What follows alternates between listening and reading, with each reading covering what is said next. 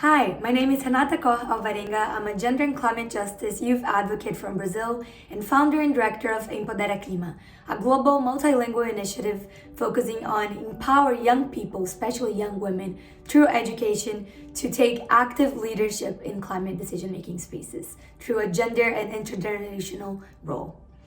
When it comes to the climate crisis and gender inequality, the main aspect is that women and girls are disproportionately affected by climate change, and that includes gender-based violence. When there's droughts in a lot of countries and communities in the global south, women are usually the ones responsible for fetching water for their families, which makes them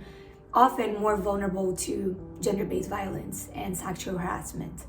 Further, when we're talking about food scarcity as a result of climate change, many families send their kids for child marriages, which ends up exacerbating gender-based violence as well. When I was 18 years old, I had the immense opportunity to attend COP21, the UN climate conference that generated the Paris Agreement. And as a youth activist, as I walked around the conference and got to observe the negotiations, I noticed that there weren't a lot of young women in that space, especially young women from my region, Latin America and the Caribbean, or the global south as a whole, let alone indigenous women, black young women, and those that are most disproportionately affected by climate change and should be there to be able to share their lived experiences. So a couple of years later, I founded EmpoderaClima, initially as this educational database with content in Portuguese, English, French, and Spanish to really make it more accessible for people to understand the issue of gender and climate change and how we do need gender and climate justice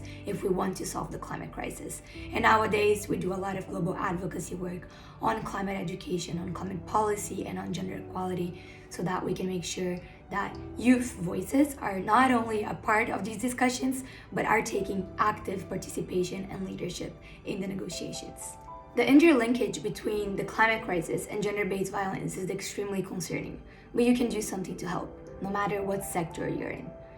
What you can start doing is making sure that women are at the leadership tables. You can make sure that women are heard and being able to express their opinions and their ideas, no matter what role you're in. Gender mainstreaming across all areas of government, of the private sector, of civil society is extremely important so that we can mitigate this issue and make sure that those with the lived experiences, including women and girls, are able to have a say in what happens at all levels, especially when it comes to climate action.